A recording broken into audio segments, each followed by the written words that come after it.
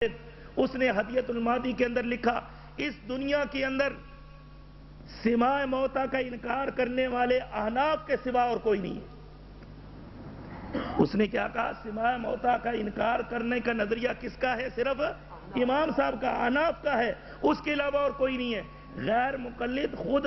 سماع موتا کے قائل ہیں، خود وہ سماع موتا کے قائل ہیں، تذکیر الصدور کے اندر باقاعدہ ان کے حوالے ہیں، اور یہ چیمپئن بنتے ہیں جی ہم غیر مقلدیت کے فاتح ہیں، ہم جو امام صاحب کی عظمت کو، بھائی وہ تو خود سماع موتا کے قائل ہو کر تمہارے ساتھی ہیں، تو ترک تقلید کا نتیجہ ہے سماع موتا، تقلید کا نتیجہ سماع موتا کا اقرار نہیں ہے، سماع موتا کا انکار ہے، کیونکہ امام اعظم امام ابو حنیفہ رحمہ اللہ تعالی انہوں نے جو ہے قرآن سے جو مسئلہ اخذ کیا وہ یہی تھا کہ مردے نہیں سنتے۔ اور آپ اس سے بھی بڑھ کر حیران ہوں گے، رسائل آپ کو ملتے ہیں مولانا امین صفدر صاحب کے، اس کے اندر ہدیۃ المادی کے اوپر تبصرہ ہے کہ اس میں وہ فتاوے اور وہ حوالے اور وہ فقہی مسائل لکھے گئے ہیں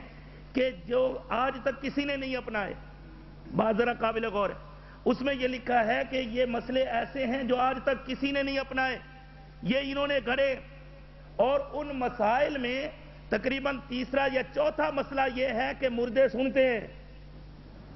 تیسرا یا چوتھا مسئلہ یہ ہے کہ مردے سنتے ہیں، گویا یہ نئے گھڑے ہوئے مسئلے ہیں، اس سے پہلے یہ کسی نے نہیں اپنائے، اور یہ غیر مقلدوں نے اپنائے ہیں بقول ان کے۔ اس لیے بھائیو، قرآن مجید کا جو مسئلہ ہے وہ تو یہی ہے کہ مردے نہیں سنتے، اس لیے امام صاحب نے یہ بات کہی، اور امام صاحب جو بات کہا کرتے تھے وہ قرآن کو مقدم رکھا کرتے تھے۔ ایک واقعہ سنا کر ختم کرتا ہوں۔ امام جعفر صادق رحمۃ اللہ تعالی علیہ کے پاس امام صاحب ایک مرتبہ ملنے کے لیے گئے، تو کسی نے امام جعفر صادق رحمۃ اللہ تعالی علیہ کے کان بھرے ہوئے تھے کہ حضرت امام ابو حنیفہ قرآن اور حدیث کے خلاف فتوے دیتا ہے، اپنی رائے سے مسئلے گھڑتا ہے۔ امام جعفر صادق رحمۃ اللہ تعالی علیہ کے پاس جب یہ گئے تو انہوں نے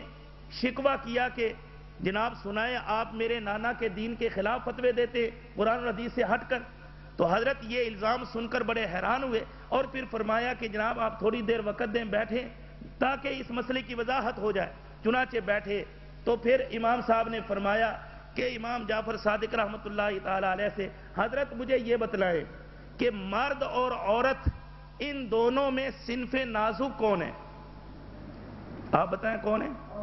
عورت صنف نازک ہے، وہ ہمدردی کی زیادہ مستحق ہے، وہ کما نہیں سکتی، کاروبار نہیں کر سکتی، لیکن باپ فوت ہو جائے، اس کی اولاد میں بیٹا بھی ہو، بیٹیاں بھی ہوں، اب وراثت تقسیم ہونی ہے تو زیادہ ہمدردی کی مستحق بیٹی ہے، کیونکہ وہ بیٹی کما نہیں سکتی، اس کا سر کا سایہ جو ہے نا وہ ختم ہو گیا، باپ جو پہلے اس کے اخراجات برداشت کرتا تھا وہ چلا گیا ہے، اب وہ زیادہ ہمدردی کی مستحق ہے، اس کو زیادہ حصہ ملنا چاہیے، لیکن قرآن مجید کا فتویٰ ہے لِلذَّكَرِ مِثْلُ حَظِّ الْأُنثَيَيْنِ، لڑکی کو ایک حصہ، لڑکے کو ڈبل ملے گا۔ امام صاحب نے فرمایا حضرت عورت صنف نازک سے ہی، عقل کا تقاضا تو یہ ہے کہ اس کو زیادہ حصہ ملنا چاہیے، لیکن قرآن کے اس حکم کے سامنے ابو حنیفہ نے سر تسلیم خم کر دیا اور عقل کو پس پش ڈال دیا، اس لیے امام صاحب کا یہ فتویٰ ہے۔ دوسرا مسئلہ ایک اور امام صاحب نے پوچھا، یہ بتلائیں کہ پیشاب اور نطفہ ان دونوں میں زیادہ نجس کون سی چیز ہے؟ تو امام جعفر صادق رحمۃ اللہ علیہ نے فرمایا پیشاب۔ تو امام صاحب نے فرمایا پیشاب زیادہ نجس ہے بنسبت نطفے کے، تو پھر ہونا تو یوں چاہیے کہ جب پیشاب خارج ہو تو پھر غسل فرض ہونا چاہیے، حالانکہ مسئلہ تو اس کے برعکس ہے۔ کیوں برعکس ہے؟ اس لیے کہ اللہ رب العزت نے قرآن میں اور نبی پاک صلی اللہ علیہ وسلم نے اپنے فرامین میں واضح طور پر بیان کر دیا کہ اگر چھوٹا پیشاب کرو تو پھر اس کے بعد حدث لاحق ہو تو وضو کرو، اور اگر تمہیں جنبی ہو جاؤ، جنابت لاحق ہو تو پھر غسل کرو۔ تو اس سے معلوم ہوا عقل کا جو فیصلہ ہے، قرآن کا فیصلہ، حدیث کا فیصلہ اس کے برخلاف ہے۔ ابو حنیفہ کا فتویٰ بھی یہی ہے، جو قرآن اور حدیث کہہ رہا ہے میں اپنی عقل کو نظر انداز کرتا ہوں۔ تو بھائیو، امام صاحب قرآن اور حدیث کے مسائل بیان کیا کرتے تھے، اپنی رائے سے کوئی بیان نہیں کرتے تھے۔ بات یہی وجہ ہے امام مالک رحمۃ اللہ تعالی علیہ، علامہ ذابی فرماتے ہیں امام صاحب کی کتابوں کا مطالعہ کیا کرتے تھے، اور تب جا کر انہوں نے موطا لکھی ہے۔ تب جا کر وہ اتنے بڑے امام اور مجتہد بنے۔ امام طحاوی رحمۃ اللہ تعالی علیہ پہلے شافعی المسلک تھے، ان کے ماموں اور ان کے استاد جن سے انہوں نے سارا علم حاصل کیا وہ شافعی تھے، لیکن یہ بعد میں حنفی بن گئے۔ جب ان سے کسی نے پوچھا آپ حنفی کیوں بنے ہیں تو انہوں نے فرمایا میں اس لیے بنا ہوں، جب بھی میں اپنے ماموں کے پاس جاتا تو دیکھتا کیا ہوں کہ ان کے سرانے کبھی امام ابو یوسف کی کتابیں، کبھی ابو امام محمد کی کتابیں، کبھی ابو حنیفہ کی کتابیں، گویا یہ سب ان کی کتابوں سے مطالعہ کر کے ان کا علم حاصل ہوا ہے۔ تو میں نے کہا کیوں نہ میں بھی ان کتابوں کا مطالعہ کروں۔ جب میں نے ان کتابوں کا مطالعہ کیا تو پھر مجھے حنفی مذہب سچ نظر آیا، میں نے وہ قبول کر لی۔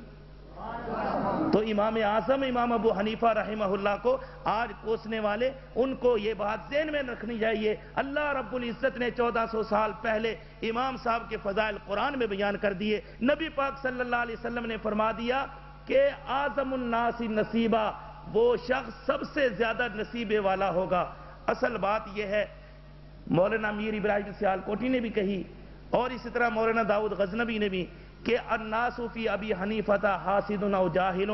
لوگ امام صاحب کے بارے میں یا حاسد ہیں یا جاہل ہے۔ بندہ جتنا بڑا ہوتا ہے اتنے اس کے مخالف بھی زیادہ ہوا کرتے ہیں۔ تو امام صاحب کے مخالف کچھ حسد کی آگ میں جل رہے ہیں اور کچھ جو ہے نا وہ جاہل ہیں، جہالت کی وجہ سے ان کی طرف غلط باتیں منسوب کر رہے ہیں۔ حاسد وہ حسد کی وجہ سے رات دن امام صاحب کے خلاف، اور جو جاہل ہے وہ امام صاحب کے خلاف غلط مسئلے ان کی طرف منسوب کر کے جی امام صاحب کہتے ہیں کہ مردے سنتے ہیں، حالانکہ امام صاحب مردے نہ سننے کے قائل ہے۔ مولانا رشید احمد گنگوئی رحمہ اللہ نے یہی فرمایا اور دیگر فتاوی جات میں ابھی آپ نے سن لیا ہے۔ اللہ رب العزت مجھے اور آپ سب کو امام اعظم امام ابو حنیفہ رحمہ اللہ کی جو کاوشیں ہیں، جو ان کی خدمات ہے دین کے لیے، ان کو سرانے، ان سے روشنی حاصل کرنے اور ان کے مطابق عمل کرنے کی توفیق نصیب فرمائے۔ وآخر دعوانا